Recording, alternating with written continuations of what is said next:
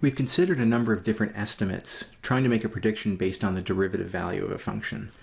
What we've been doing underlying all of this is that we've been assuming that the function is somehow like a linear function, at least for small steps. Underlying this, though it's not obvious, is the idea that if the function is differentiable at a point, then it behaves like a linear function for at least points nearby. The idea is if we can find a slope and we take a small step, the slope tells us a lot about what's going to happen next. What that means graphically is kind of interesting, though. If we zoom in on a graph, it's going to look like a straight line. It's going to look like the tangent line if we zoom in close enough.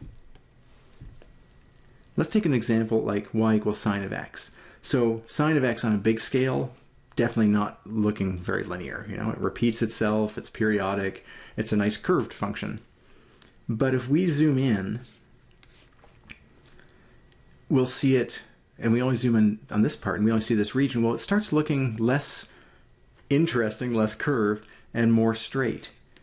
If we zoom in again, we start seeing this little bank. This, hard to distinguish from a straight line. Last but not least, if we zoom in again, if you show just this part of the graph of sine of x, it looks almost identical to a straight line. What that tells us is that if we used a tangent line approximation to that curve, a better one than I just drew, let's try that again. There we go. A real straight line and the actual curve are almost identical for a small step. Notice the scale here, though. Here is 0.44. We are at 0.4 radians. So a step of 0.04 radians, which is a tiny, tiny step. We certainly couldn't expect to take a big step away from where we are now and expect the sine graph to follow that straight line for a long distance. But if we zoom in and only take a small step, a straight line is a great approximation. And this is true even for something much more exotic. Sine of 1 over x is this function that, if you think about it, it takes all the interesting parts when x is bigger than 1, so the sine of x part, and then it turns it around and squishes it all into the interval from 0 to 1, out to infinity here. Because as x gets bigger and bigger and bigger, if we do sine of 1 over x, we get something smaller and smaller and smaller. So in fact, what you get are oscillations that start just going crazy as you approach x equals 0. If that didn't make much sense, don't worry about it. It's not crucial to the argument here. Just suffice it to say that there's a lot of action going on in this region of the sine of 1 over x graph.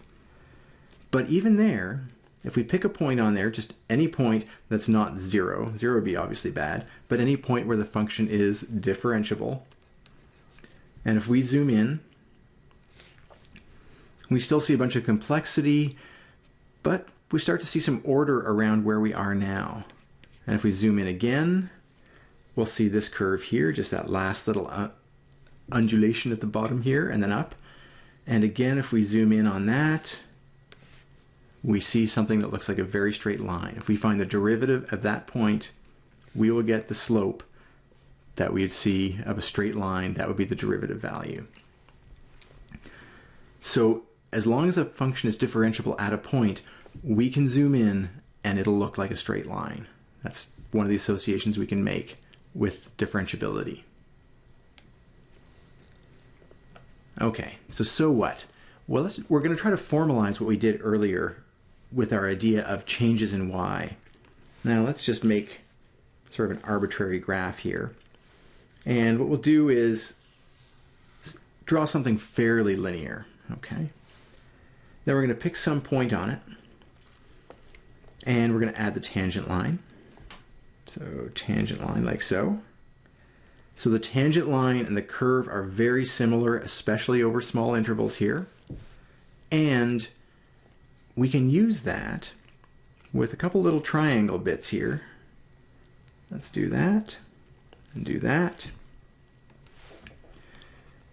So if we put ourselves at some point, often we use the letter A for this sort of grounding point that we're interested in, and we make some change in x and ask what is the change in y going to be,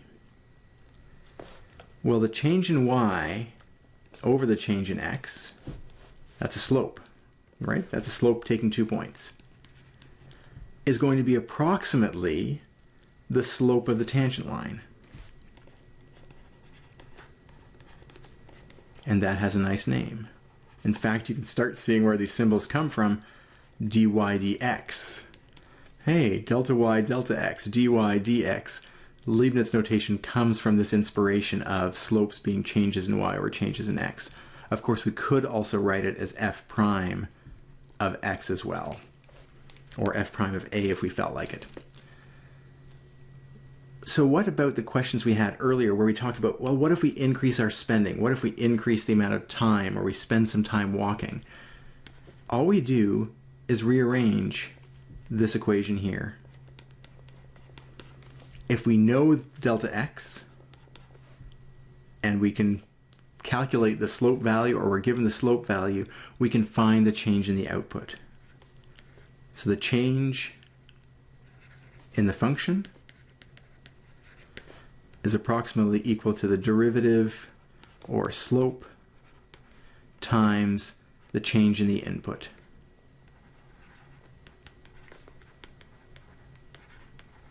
Fantastic.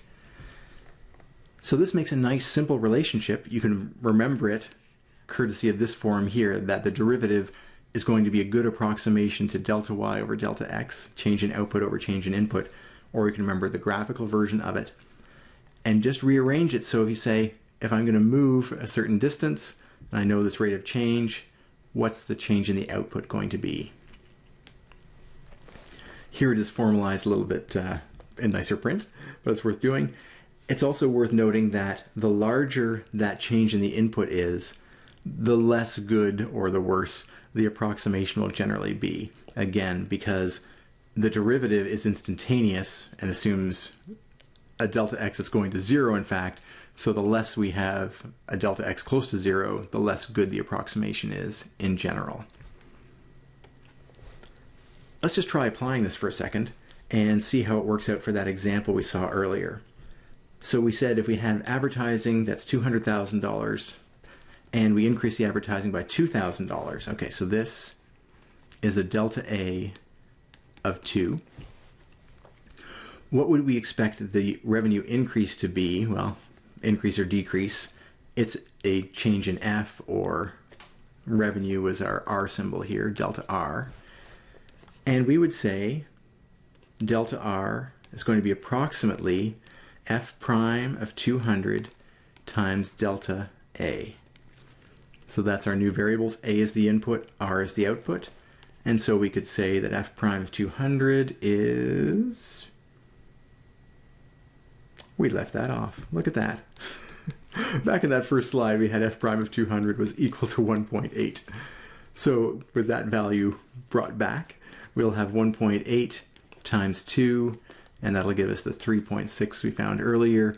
And again, the units would be thousands dollars of revenue.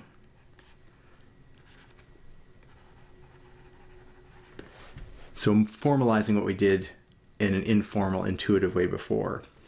And likewise, if we said, what if we had $1 million more? Well, the change in R would be approximately F prime of 200 times that change in A. And here, the slope's the same, but the change in A is 1,000 thousands. The units of A is thousands, and we have 1 million, so it's 1,000 thousands. So 1,800 thousands in revenue, or if you like, 1.8 million dollars in revenue. Now, of course, here's that statement that comes in again. This is large, so approximation is likely very poor. Let's just say poor. We don't know for sure. Okay. So the purpose of these exercises and revisiting this question is to show how what we did before informally can be mapped onto the formal delta R over delta A is approximately f prime of a. We can change that ratio around, bring the delta A up, and just rewrite it, and that lets us calculate changes in output for expected changes in the input.